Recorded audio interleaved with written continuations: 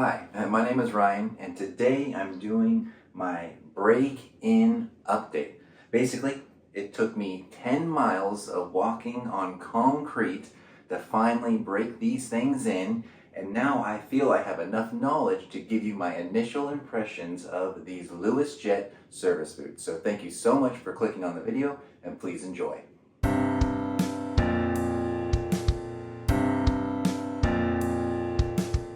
In this video, we're going to do some close-up shots of the leather so you can see how it's breaking in. We're going to review the sole, how the rubber compound of the sole is breaking in after a lot of walking on concrete. And we're going to kind of examine the T-core leather a little bit more to see what really is it, and is it a true T-core or is it just a painted on finish? But I'm going to ask for a like and subscribe. And the reason is because I look like a fool this last week. Basically, my wife and I go on an evening walk every night. It's about 2 miles. We usually wear athletic wear. It's on a bike path. It's a paved bike path. And what I've been doing is I've been wearing these on the path. I know with a lot of you guys and gals, you're wondering if the Luosjiet brand is a good brand. Will it hold up? And I just don't have time to wait a year to see how these break in over time, because you guys need to see if this is something that you should be purchasing.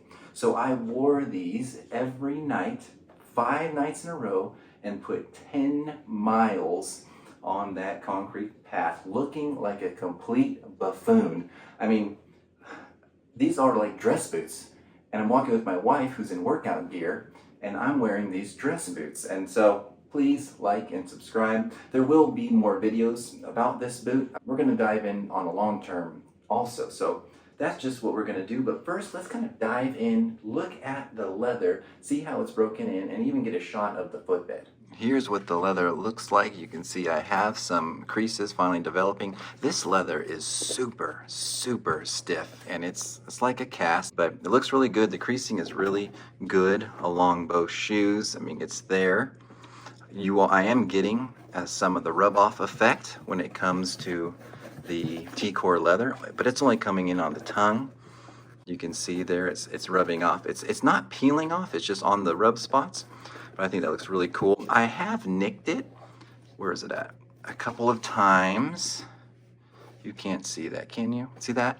And it didn't take the finish off. So this finish is pretty stout, I'd have to say. So that's a good, I guess.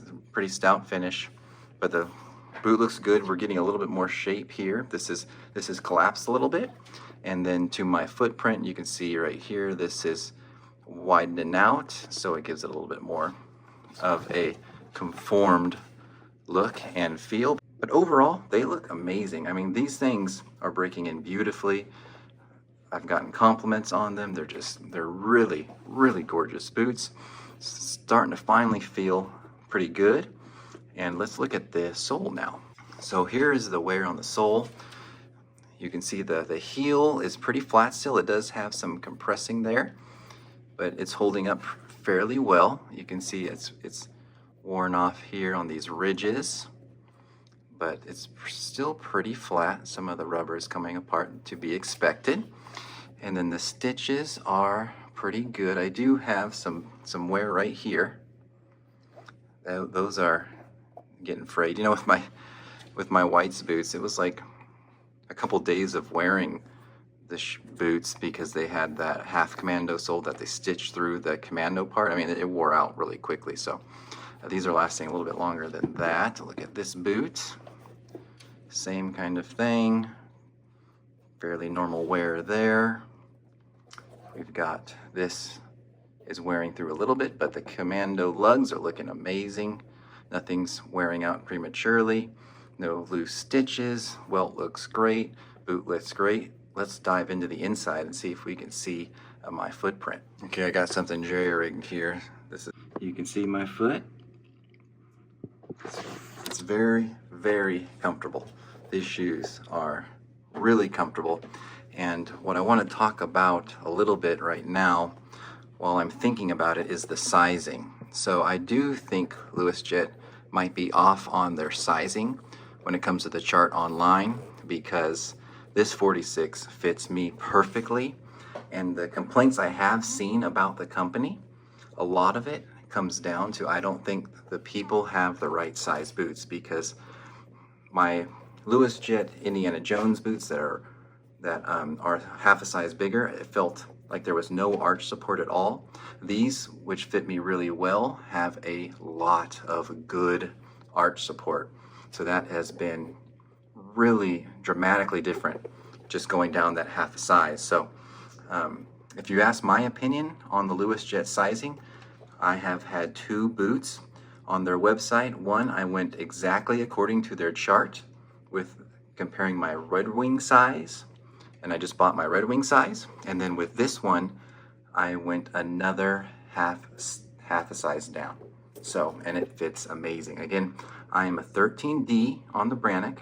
I can wear a 13C shoe. The recommended size was 46 and a half. Got that with the Indiana Jones boots. It was a little too big. Got the 46 with the service boots, and they are perfect. I feel well supported. Feels just awesome. It makes the Indiana Jones boots feel like way too big now. But if you like a bigger fit, you know, size accordingly. But all in all, the sizing is a issue. I think that maybe they just need to fix their chart, because the complaints I have seen about the boots kind of reflect the sizing and not being the greatest. And you've got to get sizing down really good, because the return policy on this is a little steep. You have to pay kind of a steep price. So that is the sizing. This next section really is inspired by a commenter I had on the review of the boots, and I think he brought up some great points, so I'm going to use his comment to kind of make it a basis for what we look for in the leather of this shoe. So it's Joseph Baer, QP5YZ. He said, so I wrote Prime Asia Leather to ask about the OTA leather and the grain cowhide. They didn't know any leathers by that description, but did state that they only produce chrome tan leather. So likely, in my opinion, that means these are a chrome tan leather, which is still fine. It's still good quality leathers are chrome tan, but that's just my opinion. It doesn't have to be veg tan. Veg tan is a really awesome leather. I do love my veg tan stuff. I asked Luosjiet about the difference between the two, and they stated the grain cowhide available on a few of their Indy boots is a better leather than the OTAs. So this is the OTAs. This is the $199 price point. You can see on their website that they do have more expensive price points, so you probably have better leathers. So he says here the OTA looks very similar to corrected grain leather, which is leather with a dyed coating on top, kind of like the MIE Dr. Martens. I will state that I don't know, so it's only a guess. So really great comment there. So I have very, very little experience with true corrected grain leather. I had one pair of Allen Edmonds, vintage Allen Edmonds, that had corrected grain leather. So I don't know exactly what it's like, but to me, it felt way more like plastic. And even, from 3 feet away, it looked nice, but when you brought the shoe close up, there was no grain in it at all. With this, and I'm really trying to use the sun, and there is a lot of grain in this leather, especially on the spots that are stretched, right? So on the side panels, it's a little bit more heavily pigmented, but on the spots that are stretched, you can see the grain, you can see some of the imperfections. So I think it's just kind of a mixture of both. It is a coating because it is a T-core leather, but it's better than what you would get on Doc Martens, where it was totally sanded, smooth, and then just like a plastic coating. Because what I've seen on those is it almost like peels off in chunks, and this is just rubbing off aggressively. So let's hold it. I have a little bit of a fingernail, and I'm going to start scratching. Okay, nothing yet. Nothing yet. Hold on, let's see if I can get this. There we go. See that? There we go. I just scratched through it. So that's how hard it is to scratch through. I haven't been able to do any damage on the actual leather, but to me, I can see a lot of grain in the leather, so I wouldn't say it's quite like a Doc Martens. Oh, this one even more, you can see a flaw when I bring it up to the light. in the leather there, and you can just see a lot more grain. You even see that vein that's kind of going there. You can't really see that under normal light, but definitely you can see a ton of grain here. So I don't quite think it's like a Dr. Martin, Doc Martin. So he said Dr. Martin too. So come on, give me a break.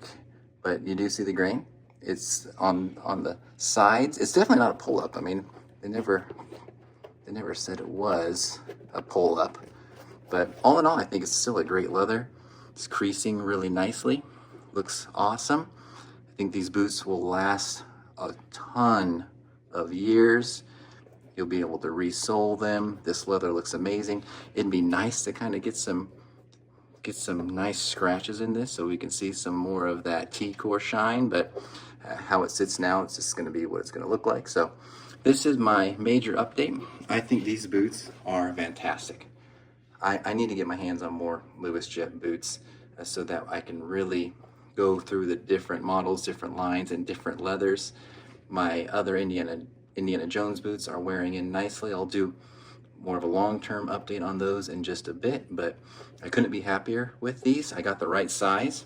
It's a little bit of a bummer about the size of the Indiana Jones boots. It does make wearing them a little less pleasurable, if that should be said in this context, but it is what I said, so that's what I'm going with, and this is the right size. So just ask me if you have any questions. I'll try to get back to you. Thank you for watching, and we'll see you on the next one.